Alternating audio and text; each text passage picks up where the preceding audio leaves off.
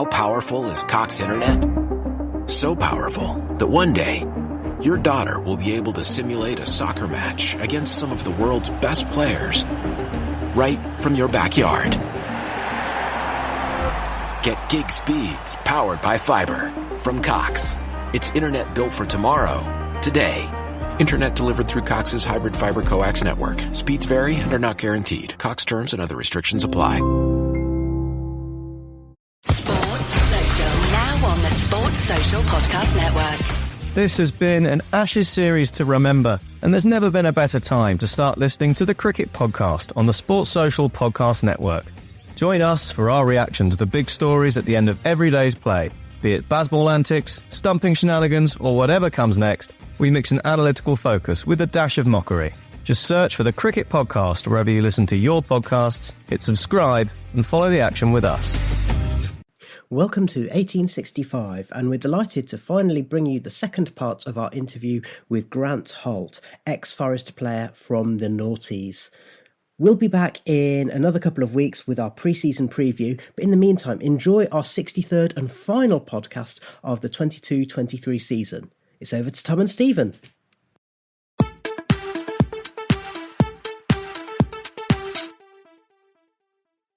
So in the summer of 2006 then, Colin Caldwood comes in and I think you score 16 goals in your first full season at Forest. How did you get on with Colin Caldwood when he arrived at Forest? I see Cole quite a bit actually, every now and again on the scene. So we always laugh because obviously when he came to Norwich, obviously he was assistant manager at Norwich after he'd been manager, and I always say to him every single week, I said, if only you were as good as a manager as you were as assistant, you'd have been all right, Cole. And we used to have laughing and joking. I've got the utmost respect for Cole. He's a great guy. He's a really good coach. In my opinion, as a manager, I just didn't think it suited him. I don't think he could really show what he was like as a manager, as a person. I think the pressure sometimes at times got to him. I probably had a decent enough relationship with him without being brilliant relationship with him in terms of, look, it's always hard. He's got a team of footballers to pick an hour to play every week. I just always felt I was always one game off being left out. And no matter what I'd done, I always felt that I was never going to play. I was never part of his plans, and I don't think he fancied me. He could tell you something completely different, but if you look at where it was, we'll get on probably the second season in a minute, but I used to always say, if you look at my second season, every single game I played, every single game I started was always a tough away day or a tough home game. There was never an easy one. So you can either take that as a compliment or not, which meant he could put me in a game and knows exactly what he's going to get, predominantly playing left wing. But what then happened was we'd then go and play a Barnsley at the time. We weren't really playing well, or a Colchester or a Chesterfield or something like that. I'd have done the tough away game at Leeds, playing left wing, getting no chances, and all of a sudden then I'd get left out and then we go and beat Chesterfield 4-0, and I'm sitting on the bench not playing. So that was always kind of my argument. It was a little bit like I'd do all the groundwork and then I'd be the one that was getting left out. And in the second season, he just kind of kept heating up. And obviously it didn't help the fact that he tried to sell me to Bristol City in mid-season, so which is not ideal. We couldn't really understand it as fans either, why he was playing you on the left, when you had somebody there like Nathan Tyson, who was probably more suited to that kind of role. Did Caldwood ever explain to you why he put you there and what his thinking was? Not really. I think it's just because he knew I'd work hard. I think that's the one thing I've always done in my career. I never really give anyone an easy ride. So it was always easy for me playing wing anyway. I quite enjoyed it at times anyway, because he had Chris Commons on the other side. So, and you know what Chris is like, every time he comes inside, he's either shooting or he's whipping it back stick. So for me, it was a dream playing with Chris, because we knew what each of us was going to do all the time. My job was to get whoever it was overlap, play it wide, let it go out to Chris. I'd just get in the box. That was kind of my job. But because, I wasn't bothered. I'd have played left wing every single game of the season. It wouldn't have bothered me. As long as we got promoted or we were thereabouts, that was fine for me.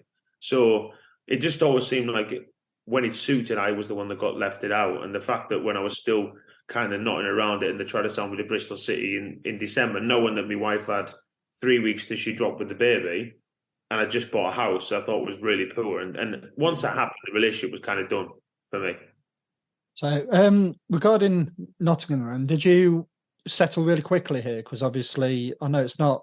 You've been to Sheffield Wednesday, which is only an hour away, but everything. Did you settle quite quickly in at Nottingham, and how did you find it? Yeah, no, really quick. I said we knew where we were kind of in that transition anyway. We'd already kind of been we're getting married in the summer, so we knew me and the wife were going to come down and get a house and stuff anyway. We knew we were going to predominantly start having kids, so she was already. We knew where we were going to go with that, so we kind of got in. We got down early. We got a house just to put in Ruddington. Yep. So we kind of there was a new estate someone had built in. We kind of knew my next door neighbour was Sammy Clingan, James Pearce lived over the road, Nathan Tyson came around the corner. So we kind of had our community quite quick, really. So the only thing is, Sammy Kling was a young lad then, and I had to do everything for him because he was bloody useless. But apart from that, it was all right. How did you find the nightlife in Nottingham? Yeah, it was good. Look, I enjoy it. I always like going back as well. I like Nottingham as a place, as a city. I actually love it. It's got better and better as the years have gone on. I think the nightlife's got a bit worse, but the restaurants and the bars have got way better. But yeah, I said, look, I had nights out, but I didn't have too much. We had a young our baby who was due, and then we had the other one, so we had two young kids there. But as a place to bring up the kids and kind of have all the stuff around it was really, really good. I said that. Look, it was one of the places where I'd been there probably. I think Nottingham was the second longest I've ever been at a football club. So I think it was only Norwich that beat them by about half a year of it was. So I think it shows how much I liked it. And to be honest, even when I got told I could leave if I wanted to, I was still apprehensive because I still had a feeling that Colin might get the sack within 3 months or 4 months, and I could have been in the Championship with Forest and still be in a city that I really, really liked, at a club that I love being at. Do you know what I mean? We had some great players, some great people behind the scenes, and it was a little bit like I still thought, should I stay? Should I go? I was looking on YouTube the other day of your Forest goals, and even though you scored quite a few, there's only one goal on YouTube. But I know YouTube wasn't big then as it is now, but you scored against Chelmsford in the FA Cup, and your celebration was shooting your teammates. Was that Call of Duty or something like that? Call of Duty. Was you any good at it?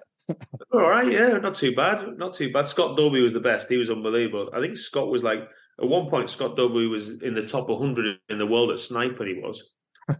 He was that good. Yeah, we used to have a right crew. We had a really good group. As everyone used to play on Call of Duty. We had the tournaments when we used to go on the old PSP things on the buses and do all that and play. Then it was Mario Kart and all sorts. So I absolutely love like the players. I still speak to a lot of the players now. I was with Ian Brecken last week. I was speaking to Sammy Clingan. He's just now been fireman. I was with Luke Chambers, bumped into him in the airport the other week. Perch I spoke to the other week. So they still speak to a lot of boys from there. So I said it was just a perfect mix. We had a really good mix of young up and coming good players and some good pros in and around it, and a really good bunch. I said I was very fortunate to be part of that dressing room. Good stuff. I think one of the first games that you played on the wing was in the next round of the Cup against Chelsea. Yeah, Stamford Bridge. Yeah, and that was another argument I had with him. So we're 3-0 down at half time. He's playing me left of a free, and then you take me off at Stamford Bridge at half time. What? It's my fault. You play me left wing on the against Chelsea, and all of a sudden you're blaming me and only taking me off on the pitch. It's just, yeah. And that was positions. I get it. Do you know what I mean? Someone's got to come off. But I was like, you've decided to play me left wing. You know I'm a centre forward. So do you know what I mean? And also a little bit of frustration at the time was Junior, God rest his soul, he wasn't even playing that well at the time. He wasn't really scoring that much. He wasn't really doing that much. So my argument was, well, hang on, give me the games against the Chesterfield, this, that, and the other, and see how I get on. I'm just using Chesterfield fans aren't going to be happy with me because I've slagged them for about 3 times. Just reference. And that was my frustration. I scored 18 goals the year before. So we're now the more settled team, a more consistent team, and I never got a chance to play through the middle. So that was kind of always my scenario. It's a little bit like, well, why am I the one who's getting left again when you play me in that position? So, and then it sums up again the week after. I can't remember we played the week after. I got left out again. Well, against that team, but you're playing against Chelsea, and that's where I could never work out. And that's where I just kept on getting every week more and more frustrated and more frustrated. But at the same point, when you put the jersey on, you still do the job for whatever the team you get. Do you know what I mean? So at the end of that season, we'll play Yeovil in the playoffs. I think you was injured for the first leg, but you did come on for the second leg. But I don't think you was anywhere near fit because I don't know what injury you had. With Forest, I think they were 3-1 up on aggregate. Yeah. What went wrong in that game? Because it was, I know we lost the game and everything. Did you think that the game? Well, I know you didn't play in the first leg, but did some players think because you've got the away trip out the way with it Yeovil and 1-2-0, it was a trip to Wembley that was already in the bag? It was Cardiff, actually, Millennium. Oh, of course it was. Yeah, sorry. But you missed out on that one. I needed a double hernia operation, so I'd literally played for the last 12 weeks, and we knew it needed done. So I was literally like, finish the game, ice bath, finish the game, ice bath. So we knew we weren't going to risk it playing in the game anyway. So I was always missing that game, regardless of what happened. I was still shocked when I came on in the second game because there was literally like 15 minutes to go, and there was no need for me to go on the pitch, realistically. I think it was just a combination. Like, they had nothing to lose. It got the time in the game where it's like, spin a coin and go and do what you need to do. And then the other thing, Wes ended up giving the ball away and giving a sloppy goal away, which kind of give them a bit of momentum. Then the third goal was, we had a corner. I think we had a corner and the ball's gone in. For some reason, we've floated it right in the goalkeeper's hands. He's clean. And I think Marcus Stewart scored to make it 3-3. Yeah. Gary Holt then scored a volley, and then did they concede? And I can't remember which way it was. I think Aaron Davis scored, and then Holt scored a volley or whatever it was to get us back in it. Then obviously Prutz got sent off, which didn't help. And then we had Alan Wright, who then got double cramp, and he had to go up front for the last 15 minutes. It was I think it was just a culmination of just everything went so wrong within the space of time, and they just kind of got that emphasis and kind of took it from there, really. But as I said, we shouldn't have been in that position anyway. I think we should have been up in automatics anyway. We shouldn't have got to that playoffs anyway, I don't think. But yeah, up until the season before what's just gone, our record in the playoffs was pretty awful because a couple of years before the Yeovil game, we played Sheffield United, and then we played Blackpool. I think it was in 2010. In these playoff matches, for some reason, I don't know if it's the City ground or what, but they're just crazy matches, and like, certain things happen which you never even thought would happen, i.e. the Yeovil game where you're thinking, we'll just see the game out, and then obviously they win it 5-4 on aggregate and everything. So they're just crazy games, aren't they, the playoffs?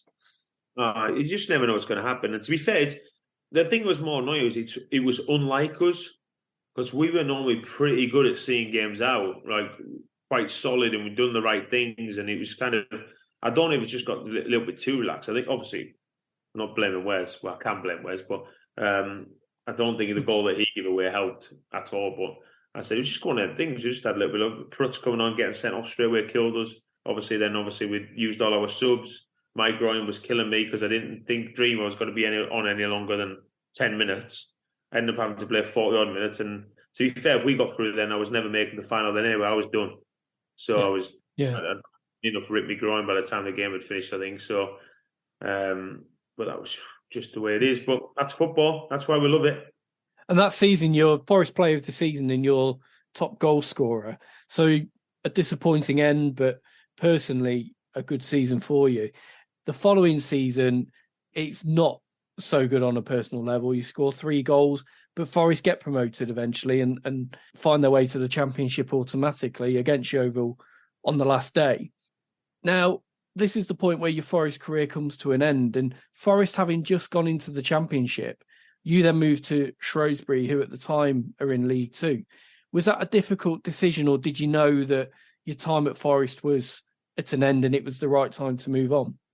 Kind of knew it was at the end in terms of with the manager. I knew I wasn't going to play. I went on loan to Blackpool just for the sake of, I knew I wasn't going to play, and I didn't want to be that person who was hanging around, be in the dressing room. I wanted the boys to get promoted, and I didn't want to be there and be another body. And look, I'd have still supported them all the way, but I needed to get out basically because they needed to do other stuff. So that was fine. So, and I knew it was kind of the likelihood was I was going to leave, but in the back of my mind, I was thinking, we just scraped up again. We've gone up just only because Carlisle absolutely screwed it and bottled it, basically. And I was looking, thinking, well, he could be gone in 3 months. I'd seen it before. I'd left Sheffield Wednesday and went to Rochdale, and I had the same decision to make, to go or not go. Chris Turner was under pressure, blah, blah, blah. And I decided to go, and I jumped, and I went early. And then Paul Sturrock came in after that, and then they went on their rise. They went League One promoted, and they nearly got up for the Championship, going up. And he'd been trying to sign me at Plymouth for ages.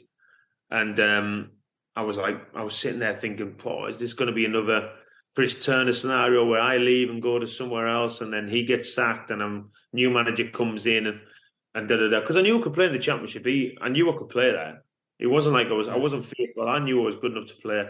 I knew I was good enough to play in that level. I just needed a bit of a consistency player. So, and that was kind of it. I kind of knew it might do it. And then we went away. We had a trip to Marbella for getting promoted, and we're all at Marbella, and we're all sitting out, and we're all on the beds and blah blah. And the next minute, my phone rings, and I got a phone call, and it was Paul Simpson from Shrewsbury. He's like, "Holt, you can have a chat." And I went, yeah, that's fine. Give us a second, blah, blah. So I kind of moved away from him when I was like, because obviously I knew him because he was at Carlisle, a bit of a legend and stuff. Yeah. I've just been told I can sign you for 170 grand.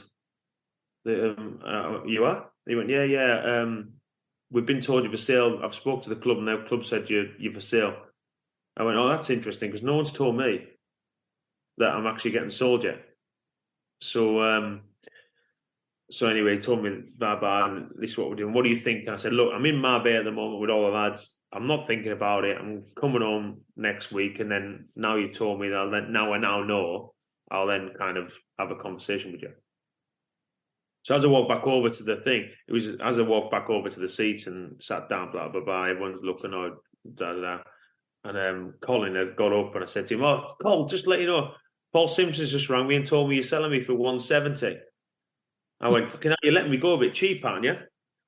And he just kind of looked, and then like, where's he going with this? And I was like, I just kind of went, oh look, I said, it is what it is. I said, you could have given us a courtesy to fucking tell me though.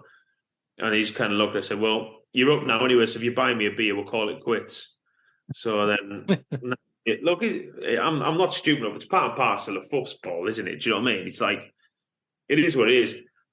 Was I disappointed that I hadn't got told? Yeah, I'd have rather heard it from the horse's mouth from the club than the manager that actually, yeah, you can leave.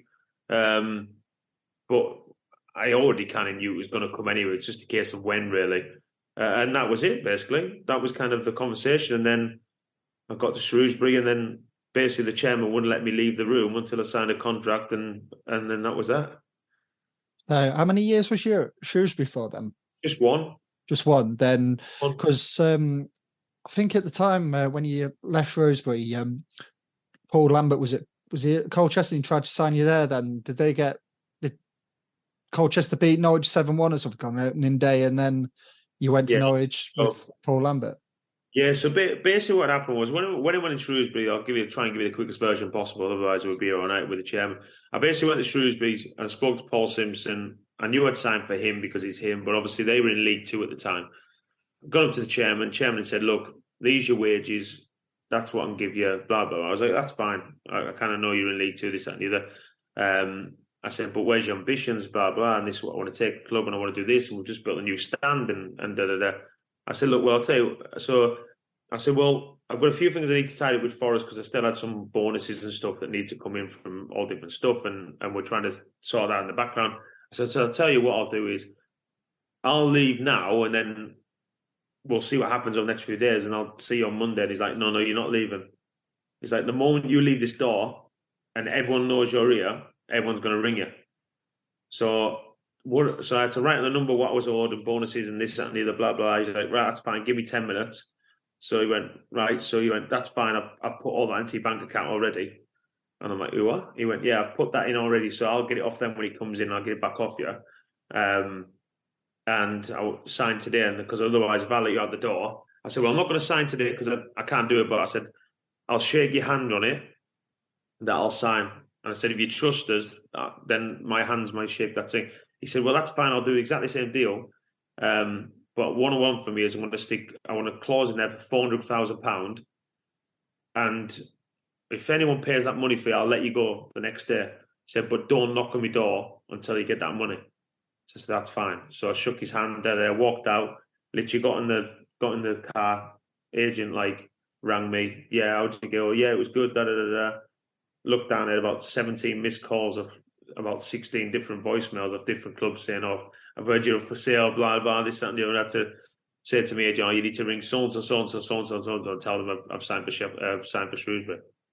You can't follow that from a chairman, can you, for doing all of that? Because, like I said, I don't know who the chairman is, and I don't know what his financial background is, and I know, no disrespect to Shrewsbury, but they're not going to be able to chuck loads of money. But to do that, to get you into the club, that's an unbelievable gesture, isn't it, from the chairman? You can't fault that. Yeah, well, that was it. But the moment he said that, regardless if he'd put the money or not, because he'd said it and he would have done it, that was enough for me. So you kind of, no matter all the spiel we hear, I'm going to do this, I'm going to build it, to just have him say them and that instant straight away, you straight away think, well, this guy really wants you in the door.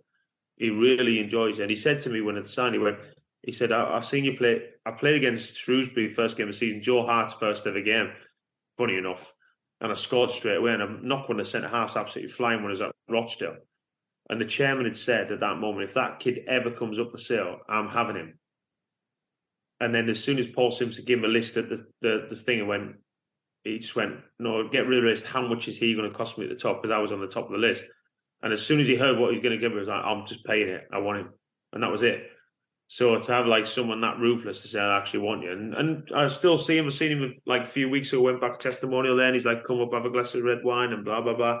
And to be fair, and that's what happened with what happened with the Colchester thing was Colchester kept bidding, so they went 300 grand, 315, 330. And then Paul Lambert's ringing me going, you need to what's going on? Where do you want to go? Blah, blah. Because they obviously knew I was speaking. They said, Colchester bid this.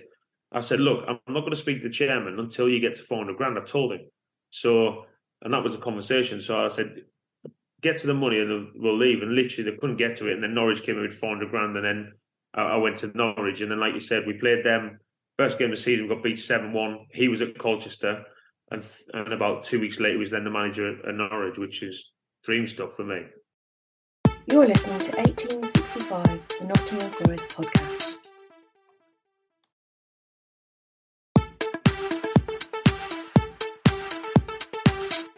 With the chairman at Shrewsbury, it's like a two-way street. He's showed you that respect, and you're doing just giving it back what he gives to you, which is a really nice thing. And he hasn't he's got you as a player, but then he's not stopping you from going to a, no disrespect to him, but a bigger club in terms of Norwich. And so you can't fault that from him, I've said so. But then you went from League One to the Premier League. So some journey that is under Paul Lambert at Norwich. It was just a whirlwind. We just everything aligned at the right time. The right manager for the right set of players. With him and Ian Colville, just perfect for what the players needed. The club had just gone through a really, really tough time, and a bit like Forest, you'd had loads of different managers, loads of loan players. No one really knew where you were. Didn't have an identity.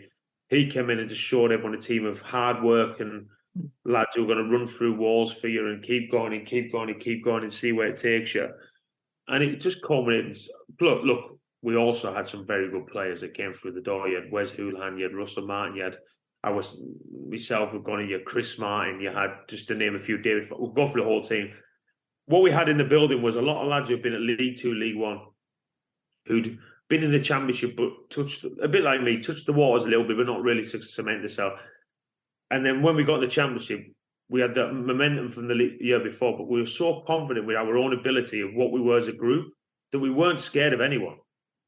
And I think the fact that we've been in League One, like you said before, about having 26,000 every single week in League One, that, like you said, everyone's coming into their cup final. Well, going down to Norwich, still over, big crowd tomorrow. Weather's always decent down here, to be fair. You don't really get many rainy days, so it's not that cold. So everyone loved coming. So we'd had all that all before. So when we got the Championship, it wasn't like, these big crowds. It was well, that's just a given. And then we were going places with so much confidence, but we were still the underdog because no one really fancied us that year at all. So we turned up the grounds and going, it's only Norwich. And we were like turning teams over like 3-0, 4-0. And people were like, where the hell have these lot came from?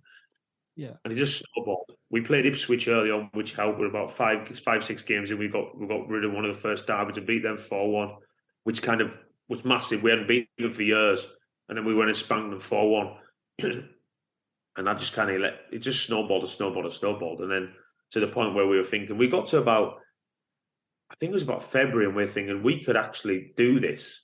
And I think the reason we done it was just because we had that many players that in the building that knew. I'd probably say 75% of the squad at the time knew that if we didn't get promoted, we weren't getting signed by anyone in the Premier League. So we knew that it was like we had to get up, we had to get promoted, because otherwise we weren't getting signed by anyone in the Premier League. I was 31 at the time, so we knew this was the last chance saloon, really. So, and I think that's why we've done it in the end. We ran further than anyone. We worked people. We were very much like Luton have been this year. Yeah, we had the same feeling a couple of years ago. We got to the February and we had a decent FA Cup run, and you think this is going to this snowball effect. It just takes you. Then I think we lost against Luton on the Good Friday, then played West Brom, beaten 4-0 at City Ground, and you thought at that point we might get into the playoffs. Then what happens. But yeah, a bit like you, that snowball effect. Everybody's on board, manager, players, the fans, and it can take you a long way, can't it? Yeah, it's just that you just get that buzz in the pipe, and everything's gone well, and we had a good group, and we enjoyed being with each other. It's pretty similar to when I was at Forest. I've been very fortunate. I've been in some really good dress rooms. I don't think I've been in a bad one in my whole career in terms of a group of players. Everyone got on, everyone enjoyed it, everyone was happy to be in each other's company.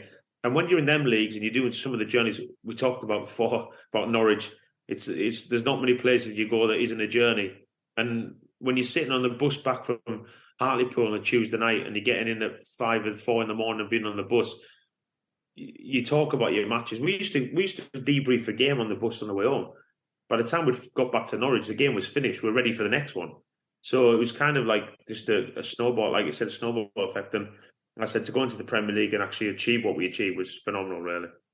Yeah, and being in the Premier League, you got into the periphery of the England team. At the time, who was the manager and what players were in your position if you got into the squad? I was unlucky, really. So Capello was the manager, and then that season, and then he got sacked.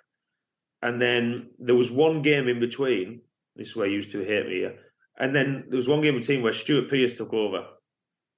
So Pearce took over, and then Pearce decided to call up all his 21s to the team rather than get me and Danny Graham at the time. It was kind of lucky to get in. There's like Rooney was ahead of us, obviously, which is always going to be there. You had Crouchy there. You had, who else was there at the time? Would Defoe be there and players like that? They'd gone. It was like Andy Carroll had been in and around it. So that was kind of where they were, really, and then it was kind of us on the edges of that, really. And he killed us, really. He called up the younger ones for this friendly game, which I still think we should have probably played in, to have a look at what we could have brought to the party. It didn't happen, and then obviously there was no other opportunity to play before the Euros. So if I'm sitting in the manager's chair, would I have taken a guy who's never kicked the ball for England to go straight into a tournament for the Euros? I probably wouldn't have. In my opinion, I would have done it. Do I deserve to go? I think I probably did at the time, because I was probably the one who probably was scoring all the goals and probably the one that everyone was kind of talking about to go. But he decided to go with other players, and that's his job, really. But really disappointed. I've seen PSC about. It was in the pre-season after we came back from the Euros, actually. The England 21s are training down the training ground, and I'd shouted to PSC, "I'll give a kick one of them England balls because I've never touched one of them." So we got a similar thing at the moment with Gibbs White. He had an unbelievable season for us, but he's just making that. I mean, I know he's played for the under-21s or whatever it was a couple of weeks ago and won the tournament and everything. But you kind of like sometimes you get certain players who just stop him getting it. So, like for example, Mason Mount at the moment, which I don't think he had the best season for Chelsea, but because he's playing for Chelsea with Morgan Gibbs White at Forest, it's probably that Well, they'll tell you it isn't. They'll tell you it isn't. It's not about where you are. It's about who plays what. So they'll tell you the DNA or whatever it is. But look, it's part and parcel of football. It's just opinions. The thing is, like I said to you, there's far better players than me never played for England or only got one cap. There's way better players than me. I was just fortunate enough that I was in an era where we didn't really have many forwards, and I nearly got an opportunity to play. So I said, and that's just part and parcel of football. I'm a gutted, absolutely. Would you love to play for your country? Of course you would. But if someone had told me when I was a tyre fitter that I'd have played in the Premier League, I'd have laughed then. So I said it's kind of one of them things, really. After you leave Norwich, you have spells at Wigan. You go on loan to Villa, Huddersfield. I think you score against Forest in your time at Huddersfield, if I remember rightly. Yeah, and then spells back at Rochdale, Hibernian. That sounds like an interesting time, actually, when you're playing in Scotland. I think you say it was kind of one of the favourite periods of your career, wasn't it? Yeah, I absolutely loved it. Look, I'd gone to Wigan, and then Owen Coyle was there, and then Owen had got sacked. Uwe Rosler came in. Then I was kind of nowhere near it. He didn't like me. He didn't. I wasn't his cup of tea. That's fair enough. I got treated horrifically by Wigan in terms of off the field stuff that they were doing, which was very, very poor. And I went to Huddersfield with Chris Hughton, who kind of gave me a spark again. Loved it. Absolutely loved it. I was just wanted to sign it. They'd offered me a 2.5-year contract, which I'd have gladly signed on the dotted line. For some reason, Wigan wouldn't let me sign it. They were like, "Oh, we're not sure what's happening with the manager. You can't sign it." Blah blah blah. Never got signed, and then I ended up doing my ACL on Boxing Day, and that was it. Really, Wigan was done. I was kind of dancing around. I was trying to get back. I wasn't right. By the time I got back, I'd gone to Wolves, and I was probably not fit enough at the time. And then I knew that I got a phone call of Keith Hill. And said, "Look, do us a favour, just come in and give this group a bit of a bounce. I just want you to come and be your player. I want you the energy. I want the old man back morning and thing." And it was great. I went into Rochdale and I could kind of be the older figure, which I'd seen years ago when I was there with the older boys. And it just gave me a bit of a smile on my face again, just to let me relax a little bit. And off the back of that, I knew I was only going to be there for a couple of months. Neil Leonard had gone up to Hibs, who obviously I've been with at Forest, and then he's like, "What are you thinking?" And I was like, "Well, I don't know." And he went, "Well, I'll tell you what, I'll give you 1 year, come up and do what you need to do, and then we'll worry about the next year afterwards and see what it takes you." And I obviously knew quite a lot about Scottish football because obviously from being from Carlisle, we're literally on the border. We used to get it back on the TV on BBC Two, was our Scotland channel anyway. So I used to get quite a lot of Scotland games back in the day. So I knew quite a lot about the league and stuff, and I knew what Hibs were like. So I thought, well, at least it could be a good chance for me just to go and have some fun. And I absolutely loved it. Same again, another good group, ended up winning the league. We unfortunately got the semi-finals of the Cup. It was just a good year. And is it right now you're doing a bit of work at West Ham as a scout? Or what we was reading on Wikipedia again? No. So I basically, I'm first team scout there at West Ham, so I do all the first team stuff. So I've done 2 years at Norwich recruitment. I've done this will be my 3rd year with West Ham. So yeah, interesting. So how did you get in there? Did you know, like, is it Kevin Nolan or players like that? Or obviously, when I came back, I'd done 2 years at Norwich, and then someone I knew ended up getting the head of recruitment job there, Rob Newman, and just said to me, "Look, do you fancy coming in and making the next step?" And I was like, "Yeah, absolutely." So been there for 2 years now, done Italy and all over, and been all over Europe watching first team players. And I said it's one of the things where you stop travelling for football and think this will be all right. And then I do more travelling now than I've ever done. But I said it keeps me in football, keeps me in and around and watching stuff. I've done all my coaching badges, I've done all my management stuff around it. So just trying to get as much knowledge and wealth as I can and see where I want to go, really. I said, I promised to be at home for a long time, a long while till the girls get a little bit older. So I've got a couple of years left, and then I can kind of decide where I want to go from there, really. Yeah. Have you got any plans of going into coaching or management, or are you happy with just what you're doing at the moment with your scouting? Yeah, I think so eventually. Yeah, I'm very fortunate. I do a private school here as well, so I run their football program as well. So I kind of keep my hand in a little bit as well. So I run that as well as doing the other stuff as well. So we still do coaching. We've got kids, we've got girls, we've got younger ones. We do 12s to 18s. So I kind of do all that, and then Yeah, I'll see eventually. It takes a lot of time up. That's the trouble you guys. Yeah. Go back and step into it. And I'm not, the trouble with me is I'm not someone who steps in, I can't do it half-hearted. So if I want to step in, I've got to do it properly. And me being me, if I want to step into it, I want to try and be the best version as I can be. So I can't have anything that's going to get in the way of me doing that. So that's why I've got to kind of get ready for the right time. As I said, I've done all my badges in the background. Everything's sitting there. So I'm probably the most qualified I can ever be for any job I want to go for. So we'll wait and see. Yeah, nice one. So just before we wrap up, are you still in touch with any of the Forest players who you was with in your 2 years here? Yeah, I still speak to a few of them. Yeah. So we're gonna have You're not going to give me a quiz here, are you? You should know a couple of bits anyway. So they're not hard questions. So it's just a quick fire round to finish off regarding your career at Forest. So first question: what was your favourite Forest goal? Oof. God, quick fire. Actually, don't know. We'll come back to it. I think I didn't score many good ones. Loads of tap-ins. I can remember one goal you scored at Crewe, which I thought was a pretty good, decent goal. Oh, yeah, that was all right, actually. That's when I done the sniper one afterwards, wasn't it? Yeah, I think you put it in top corner at Gresty Road. So, yeah, I think you scored a hat-trick that day. Yeah, wow. Very rare. So, who was your roommate at Forest? Or did it change? It changed. I had Sammy Clingan. I had James Perch for a little bit, then I had Sammy Clingan. So, did you always have the same one, or did they try and rotate it so you got a bit of everybody kind of thing? No, you kind of got the same ones, really. All right, fair dues. So, next question: which is your best away game? It doesn't have to be with Forest; can be anywhere. The best away game was the one at Yeovil, where we beat them 2-0, because there was a lot of pressure on it, and even though I didn't play in it, to actually be around it. And the other one was that I managed to get to the game when we got promoted. So I was in the box, which was worse being in the box because we could watch the telly from the game at Cheltenham. All right, yeah. We watched that game as that was going on, which was even worse. I was like, I'd rather be on the pitch than actually watching. The tension and everything. So, and also, what was your best away ground you played at? With Forest, when we were at Forest, or anywhere your favourite away ground. The best I played at, I liked Anfield. I quite liked Anfield. Yeah, it's tight.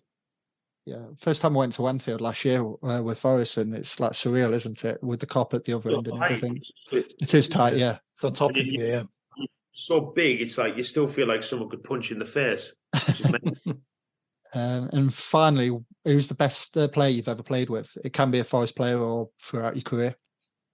I think the best I played was probably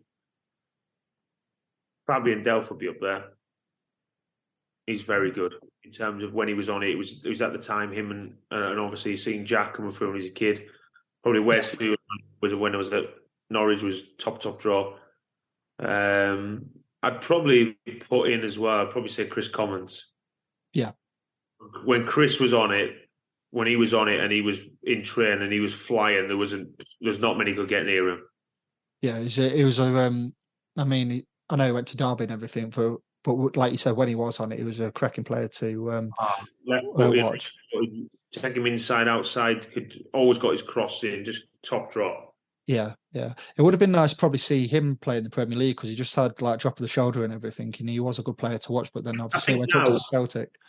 I think if he played now, it'd have been even better the way the wingers roll in and always get balls inside and be able to go in and do what he need to do. I think it'd be flying. Yeah. So yeah, that's the quick fire round. So, and I think Steve wants to discuss your charity, what you're involved with. Yeah. So just to finish off, let's just quickly talk about the charity.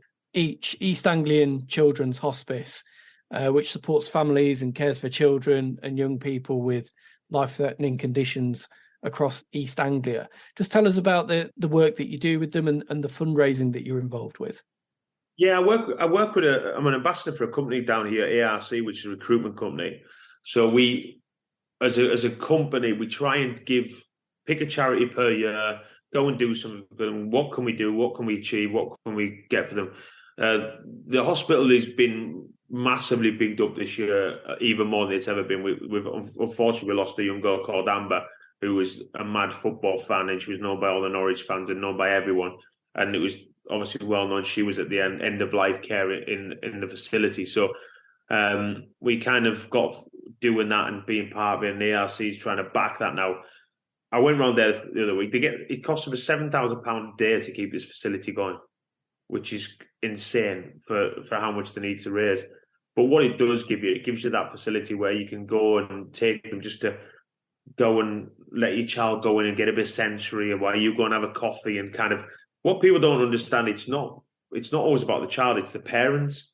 We're fortunate our girls are okay and everything's all right, but it's the parents having that time just to go and have a coffee for little bit of peace. And they go in there, they put the kids in, the kids have a whale of time, they've got the play, they've got the sensory, they've got the people to take care of them. They've got the fun side, but also what they've got is got the end of life care. They've got the other things that happen. If you want to go in for a bath, you can take them in, because what we take for granted is really difficult for a massive bunch of people. So what we've basically done is we try and get bigger last year. Last year I've done a skydive. This year, stupidly, I've decided that I'm going to walk from our offices, which are ARC's offices in Ipswich, to the Nook, which works out about 49 miles on a walk. So I put it on the old Google Maps, and it's saying it's going to be about 16 hours, but I think we're looking probably more about 18 and a half. So we're going to try and do it through the night, keep going, get it through, raise as much money as we can. Unfortunately for it's a children's charity, so they only get 15% help from the government compared to 36% if they're adults, which is insane. But that's a debate for another day and another channel, supposedly. And I'm just trying to raise as much awareness as I can. Obviously, you'll have seen a lot of the boys are doing Walking Brilliant. It's been all over the place with Dean and all the boys, and Crossy obviously is doing all their stuff. So kind of spoke to little bits with them about doing it and seeing it. So I'm just trying to raise as much as I can, get as much money in the pot. And obviously, hopefully you boys will fire the link, or everyone can have a little look at it later on, and we'll see where it takes us. But as I said, yeah, I'm a little bit daunted. It's 3 weeks out now, so I'm starting to build it up a little bit, but it's quite, it's a lot. The funny thing is, everyone says it's only a walk. Well, just walk to work. So just walk to work tomorrow. If you think it's only a walk, just walk to work tomorrow. No, I don't mean if you live around the corner or you're going into your garage. If you're living out, so if you're sitting in West Bridgeford now, and you're going to walk all the way to the city centre, go and do it. Walk a little bit further. Maybe walk. Where can you go? Walk from the city ground all the way across town and see where it takes you. Make sure you give yourself plenty of time, because it takes a bloody long way, I'll tell you that. Yeah. So, but what's the website where we can find you on there? If you put the link up at the end for me, that'd be easier. It's it's ARC's website. You can go on there, click on it, and thing. But I've sent you links over. If you check it on there, that'd be perfect, boys, and hopefully raise a good bit of money for them. Yeah, definitely. Yeah. So. But, good luck with it, and we'll share that out. But no, thank you for coming on and spending an hour and a half with us discussing your career and obviously charity and everything with each. So thanks again for coming on. Cheers, thanks very much. No problem. Thanks, Take care, and best of luck with it all. Cheers, thanks very much, boys.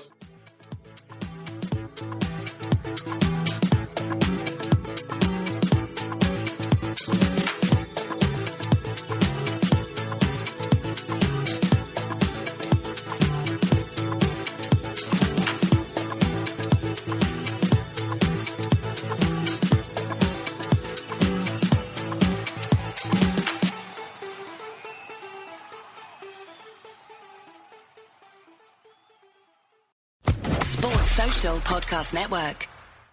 Why? If you have T-Mobile 5G home internet, you might be hearing this Why? a lot. Why? Every time your internet slows down during the busiest hours. Why? Because your network gives priority to cell phone users. Why? Good question. Why not switch to Cox Internet with 2 times faster download speeds than T-Mobile 5G home internet during peak hours? Okay. Stop the whys and visit Cox.com/5G home for details. T-Mobile prioritizes certain T-Mobile phone users over home internet users during times of congestion.